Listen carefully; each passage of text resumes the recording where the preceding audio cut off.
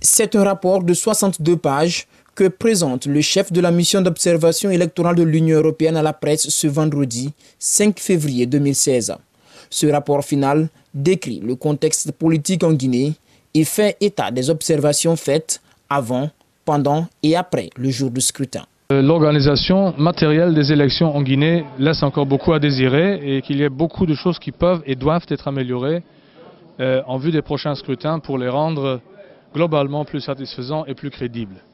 C'est de l'intérêt de l'ensemble des participants politiques à n'importe quelle élection dans ce pays.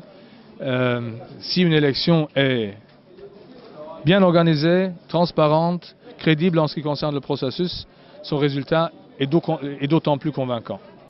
Pour améliorer le système électoral guinéen, la mission d'observation électorale de l'Union européenne formule 20 recommandations jugées prioritaires, dont la possibilité de voir naître des candidatures indépendantes, passer d'une CENI politique à une CENI administrative et technique et garantir la neutralité des médias publics tout en mettant sur pied un véritable registre d'état civil pour fournir à long terme un fichier électoral plus crédible.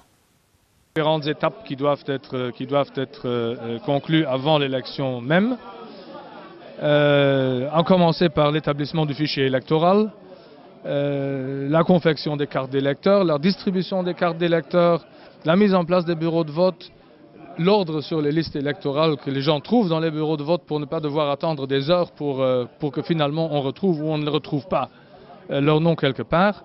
Ensuite, la publication des résultats bureau de vote par bureau de vote dès qu'ils sont là, les redressements nécessaires dans chaque lieu de centralisation régionale dès qu'il y a divergence entre chiffres, une possible contestation par étape pour ne pas devoir attendre la finalisation de l'ensemble du processus pour ensuite se pourvoir devant la Cour constitutionnelle.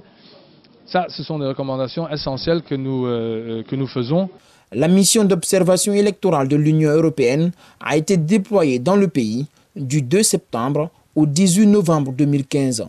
Composée de 73 observateurs, elle a visité 376 bureaux de vote le jour du scrutin, soit 2,6% du total.